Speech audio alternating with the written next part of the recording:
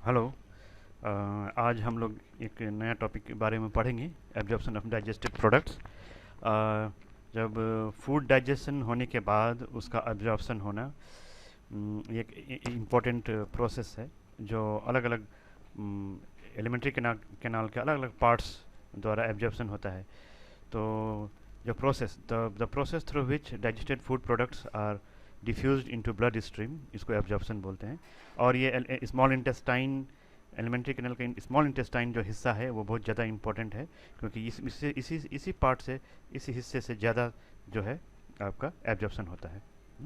और जो अलग अलग बाकी जो दूसरे पार्ट जो है, जैसे कि माउथ हुआ, स्टोमक हुआ, स्मॉल इंटेस्टाइन हुआ, लार्ज इंटेस्टाइन हुआ, ये सब जो हिस्सा है इससे भी एब्जॉर्प्शन होता है, और ये भी एब्जॉर्प्शन में एक बहुत बड़ा इंपॉर्टेंट रोल प्ले करते हैं। ओके। और नेक्स्ट जो है आपका मैक्सिमम, जैसे मैंने बोला, maximum absorption takes place in the small intestine. ठीक है ना। स्मॉल इंटेस्टाइन के बारे में हमें आगे हम लोग और डिटेल में अभी हम देखेंगे। और जब हम स्मॉल इंटेस्टाइन को देखेंगे तो इसमें देखेंगे कि ये तीन हिस्सों में है, एक तो डिओडिनम, एक दूसरा जेजुनम, और तीसरा इलियम। जो डिओडिनम हिस्सा जो है वो यहाँ पे स्टोमक से ये जुड़ा हुआ है, स्टोमक यहाँ पे कनेक्शन जुड़ा हुआ है यहाँ पे। और जेजुनम जो है ये बीच वाला हिस्सा है, मिडल मिडल वाला हिस्सा। और इलियम जो है लास्ट वाला हिस्सा। और जेजुनम जो है, जेजुनम में बहुत ब्रीफ पीरियड, मतलब बहुत ही थोड़ी समय के लिए फूड रहता है और आगे बढ़ जाता है। एब्जॉर्प्शन बहुत ज़्यादा होता है जेजुनम में। और जब देखेंगे इंटरनल इंटरनल स्ट्रक्चर, मतलब अंदर की तरफ से ल्यूमेन, जो अंदर का जो ल्यूमेन है जो इंटेस्टाइन का, वहाँ पे देखेंगे तो बहुत सारे छोटे छोटे फिंगर लाइक प्रोजेक्शंस वहाँ पे मिलेंगे। और ये इसको वेली कहते हैं। और यहाँ पे ये जो वेली का प्रेजेंस होने के कारण से सरफेस एरिया बहुत बढ़ जाता है इंटेस्टाइन, स्मॉल इंटेस्टाइन का, और जो कि इससे एब्जॉर्प्शन में बहुत मदद और सहायता होती है। तो यहाँ पे देखिए अमाइनो एसिड्स, ठीक है, इलेक्ट्रोलाइट्स, ग्लूकोज, फ्रुक्टोज जो है यहाँ से अब्जॉर्ब हो जाते हैं। ठीक है ना। तो प्रेजेंस ऑफ वेली का दो इम्पोर्टेंट, एक तो ये है कि it increases the surface area of the small intestine. Small intestine का सरफेस एरिया बहुत ज़्यादा बढ़ा देता है। ठीक है। और चूँकि ये बहुत एक सिंगल लेयर ऑफ एपिथेलियम से ये रहता है ऊपर सरफेस में, तो आसानी से अब्जॉर्ब हो जाता है, इसका ये सिग्निफिकेंस है। नेक्स्ट देखेंगे कि विली का जो एक सिंगल विलस का हम एनलार्ज करके जब देखेंगे तो दिखता है इसमें ये सिंगल लेयर ऑफ एपिथेलियम से बना हुआ, ये लेयर जो पर्पल कर, ठीक है, सिंगल, ताकि ऑब्जॉर्प्शन आसानी से हो जाए। और यहाँ पे जो थिन लेयर ऑफ एपिथेलियम जो है पर्पल का, उसके अंदर का स्ट्रक्चर जो देखेंगे तो कैपिलरीज, नेटवर्क ऑफ कैपिलरीज और लिम्फेटिक कैपिलरीज दोनों ही मिलेंगे हम लोग को। लिम्फेटिक कैपिलरीज है, और एक बीच में बड़ा सा जो लिम्फेटिक वेसल है, ये बीच वाला ये वेसल जो है, इसको हम लोग बोले लैक्टियल्स। ठीक है। और ब्लड कैपिलरीज है, लिम्फेटिक कैपिलरीज है, और लेकिन बीच में जो है एक लैक्टियल्स है। और लैक्टियल्स जब जब फूड अब्जॉर्ब होने के बाद से यहाँ पे फूड अब्जॉर्ब, ये जो है लैक्टियल्स में अल्टीमेटली जो ग्लिसरॉल एंड फैटी एसिड ये आ जाते हैं लैक्टियल्स में, और फिर ब्लड स्ट्रीम में जाते हैं, वो हम आगे देखेंगे।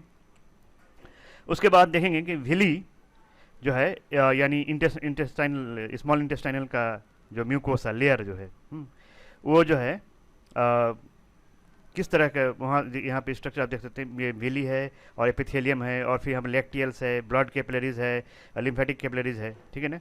तो जो यूनिसेलुलर, जो thin layer, single layer of epithelium जो है वेली के ऊपर में, यहाँ पे कुछ यूनिसेलुलर ग्लैंड्स है, ये गोबलेट सेल उसको बोलते हैं, गोबलेट सेल, ये इंपॉर्टेंट है। नेम वन यूनिसेलुलर ग्लैंड्स, तो आंसर होगा गोबलेट सेल। ओके। तो विली है, विली में कैपिलरीज है, ब्लड कैपिलरीज, मतलब ब्लड कैपिलरीज और आपका लिम्फ कैपिलरीज। ठीक है ना। उसके बाद से ट्रांसपोर्ट मैकेनिज्म, ट्रांसपोर्ट जब अक्रॉस द मेम्ब्रेन अगर ट्रांसपोर्ट होना है तो यहाँ पे कैसे होगा। ठीक है ना। यहाँ पे दो तरह से होते हैं, एक तो पैसिव ट्रांसपोर्ट और एक एक्टिव ट्रांसपोर्ट। पैसिव ट्रांसपोर्ट में कोई एनर्जी रिक्वायरमेंट नहीं होता है, और एक्टिव ट्रांसपोर्ट में आपका एनर्जी का ज़रूरत होता है। जैसे कि यहाँ पे देखिए, ये जो है पैसिव ट्रांसपोर्ट हायर कॉन्सेंट्रेशन, हमेशा हायर, यहाँ पे कॉन्सेंट्रेशन अगर ज़्यादा है, ये कॉन्सेंट्रेशन ज़्यादा है ये सब मॉलिक्यूल का, वाटर मॉलिक्यूल का, तो ये हायर कॉन्सेंट्रेशन से लोअर कॉन्सेंट्रेशन में जाएंगे, मेम्ब्रेन के उस पार कॉन्सेंट्रेशन कम है, यहाँ पे कॉन्सेंट्रेशन कम है, तो हायर कॉन्सेंट्रेशन से लोअर कॉन्सेंट्रेशन जाएंगे, जिसमें कोई एनर्जी का रिक्वायरमेंट नहीं होता है, ये पैसिव ट्रांसपोर्ट है, ठीक है ना। या फिर कैरियर प्रोटीन एक है, एक कैरियर प्रोटीन है यहाँ पे और उसके थ्रू से जा रहा है, तो ये भी एक पैसिव ट्रांसपोर्ट ही है, क्योंकि यहाँ हायर कॉन्सेंट्रेशन से लोअर कॉन्सेंट्रेशन में जा रहा है along the concentration gradient where there is no requirement of energy, यहाँ पे कोई एनर्जी रिक्वायरमेंट नहीं है।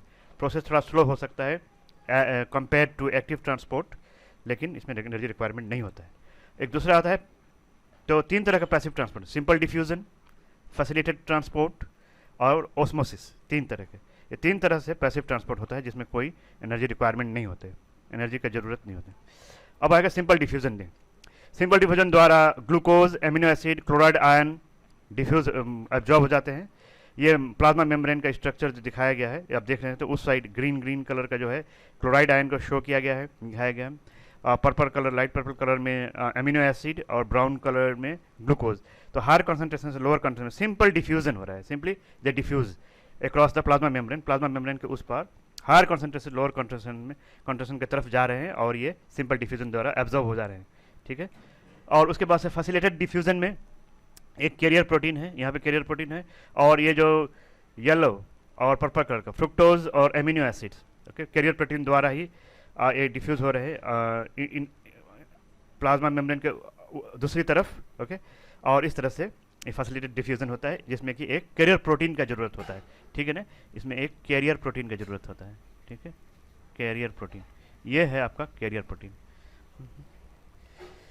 उसके बाद साथ एक्टिव ट्रांसपोर्ट, जिसमें एनर्जी रिक्वायरमेंट होता है, ये प्रोसेस थोड़ा तेज होता है, फास्ट होता है, और इसके द्वारा सोडियम, ग्लूकोज, गैलेक्टोज और एमिनो एसिड्स एब्जॉर्ब हो सकते हैं आसानी से, ठीक है।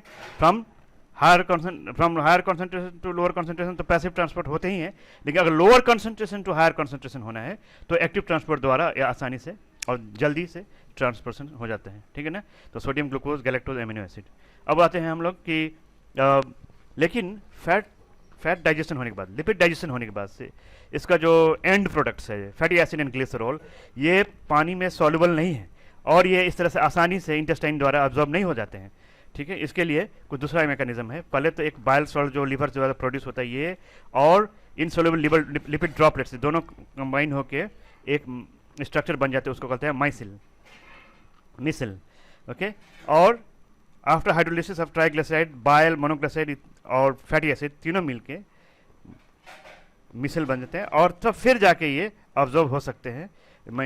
ये माइक्रोविली क्या है? माइक्रोविली जो ब्रश बॉर्डर्ड एपिथेलियम है जो वेली के ऊपर में ब्रश बॉर्डर्ड, ये इसको हम लोग बोलते हैं माइक्रोविली, ठीक है। तो फिर यहाँ से आप आसानी से अब्जॉर्ब हो सकते हैं। अभी ये माइसिलिस बनने के बाद, अब यहाँ अंदर आने के बाद से फिर एक प्रोटीन कोटिंग होता है यहाँ पे आने के बाद से, यहाँ पे अंदर जाने के बाद से एक प्रोटीन कोटिंग होने के बाद से एक दूसरा स्ट्रक्चर बन जाते हैं, उसको हम लोग बोलते हैं chylomicron, fat globules, small globules बन जाते हैं। उसके बाद से फिर जब ये काइलोमाइक्रोन्स होने के बाद से अंदर जो है, जैसे ये काइलोमाइक्रोन बना, उसके बाद से ये लैक्टियल्स में चला जाता है। तो लिम्फ, लैक्टियल्स एक बड़ा लिम्फ वेसल है, उसके अंदर आने के बाद से फिर लिम्फ वेसल से, लैक्टियल से ये फिर चला जाता है ब्लड स्ट्रीम में, और बॉडी के अलग अलग हिस्सों में ये ट्रांसपोर्टेशन इसका होता है। Lymph vessel ultimately release the observe substance in the blood stream, lacteals में ऑब्जर्व होने के बाद में ये ब्लड स्ट्रीम में चला जाते हैं। अब आगे इंटेस्टाइन के अलावा, एलिमेंट्री कैनाल के इंटेस्टाइन के अलावा और कौन कौन से बॉडी पार्ट्स जो मैंने शुरू में बताया था वो हैं, जो कि जहाँ से ऑब्जॉर्प्शन होता है, वो है माउथ, स्टोमक, स्मॉल इंटेस्टाइन और लार्ज इंटेस्टाइन। माउस फिर देखेंगे हम लोग कि माउथ से क्या क्या ऑब्जॉर्प्शन होता है। माउथ में से ऑब्जॉर्प्शन होने वाले प्रोडक्ट्स जो हैं वो हैं सर्टेन ड्रग्स, कुछ ड्रग्स, केमिकल सब्सटेंस ड्रग्स जो आसानी से डायरेक्टली ऑब्जर्व होते हैं थ्रू ओरल म्यूकोसा। ये ओरल म्यूकोसा है, ये ओरल म्यूकोसा है, और यहाँ से ड्रग्स जो है आसानी से डायरेक्टली ऑब्जर्व हो जाते हैं, ठीक है। जबान के नीचे रख देने से धीरे धीरे वो ऑब्जर्व हो जाते हैं। उसके बाद से स्टोमक वाल के थ्रू से भी ऑब्जर्व होते हैं। शुगर और एमिनो एसिड, शुगर और एल्कोहल, एमिनो एसिड नहीं आते हैं यहाँ पे, शुगर, एल्कोहल या पानी, ये सब ऑब्जर्व हो सकते हैं स्टोमक वाल से। उसके बाद से स्मॉल इंटेस्टाइन, लार्ज इंटेस्टाइन, जो कि स्मॉल इंटेस्टाइन के अलावा जो एक बाकी कुछ आयंस और पानी ऑब्जर्व करने में बहुत एक इंपॉर्टेंट रोल प्ले करता है, वो है आपका लार्ज इंटेस्टाइन। इसमें वाटर, पोटासियम, सोडियम और कुछ ड्रग्स यहाँ से ऑब्जर्व होते हैं। और यहाँ पे ओवरऑल जो हम ओवरव्यू देखेंगे तो माउथ से ऑब्जर्व होने वाले सब्सटेंसेस जो हैं सर्टेन ड्रग्स, और स्टोमक से ऑब्जर्व ऑब्जर्व होने वाले जो हैं ये है वाटर, सिंपल शुगर, कुछ ड्रग्स, अल्कोहल, और स्मॉल इंटेस्टाइन से ऑब्जर्व होने वाले कुछ सब्सटेंस जो हैं वो है आपका मिनरल्स, विटामिन्स और iron and calcium, specially duodenum से ऑब्जर्व होते हैं। डिओडिनम में आयरन और कैल्शियम ऑब्जर्व होते हैं। और लार्ज इंटेस्टाइन से ऑब्जर्व होने वाले सब्सटेंस जो है वो है वाटर और मिनरल्स और कुछ ड्रग्स। ठीक है, तो ये हुआ आपका absorption of digested products. Hope आपको बहुत अच्छा लगा होगा और आपने ये